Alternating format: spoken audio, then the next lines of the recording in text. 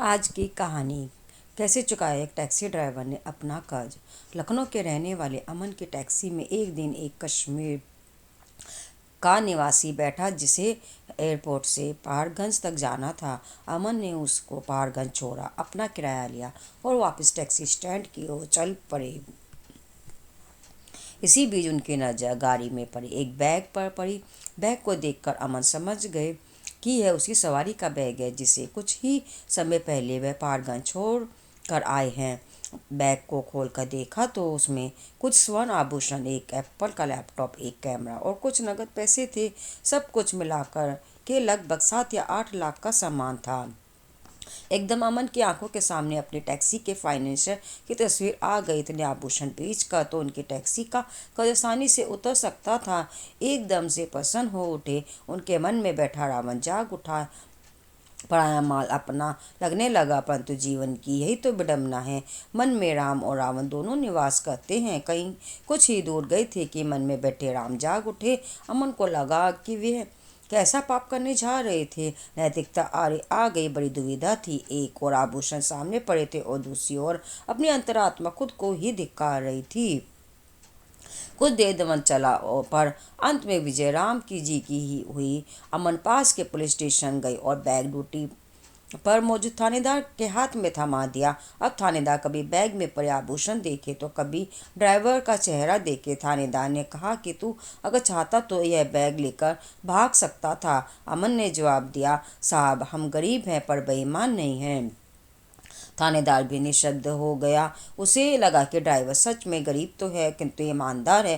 खैर सवारी को उसका बैग सकुशल वापस मिल गया। अमन की ईमानदारी के इनाम के रूप में मालिक ने उसे कुछ रुपए देने की पेशकश की तो अमन ने साफ मना कर दिया। अब राम कृपा प्रारंभ हुई और थानेदार ने अमन की ईमानदारी की गाथा एक मीडियाकर्मी के आगे सुना दी। मीडियाकर्मी भी थानेदार की तरह प्रभावित हो गया।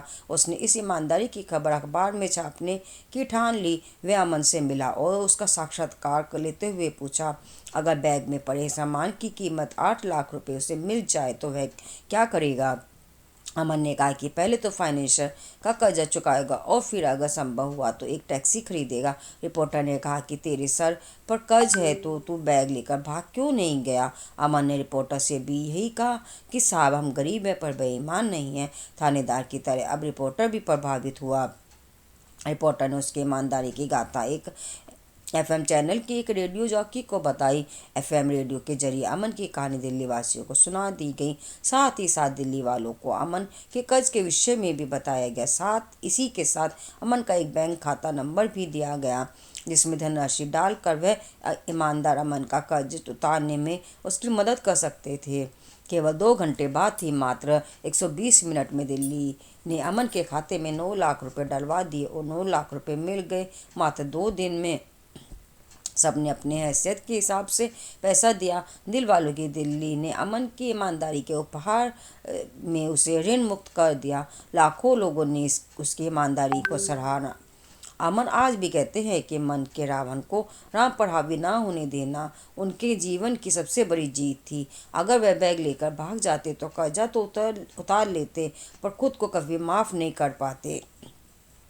यह सच सिद्ध हो गया कि मन में बैठा रावण आज भी व्यवस्था में हावी है, परंतु मन में बैठे राम आज भी दशानन का वध करने में सक्षम है। अच्छाई और बुराई में आज भी धागे भर का फासला है। इस ओर गए तो राम और उस ओर गए तो रावण।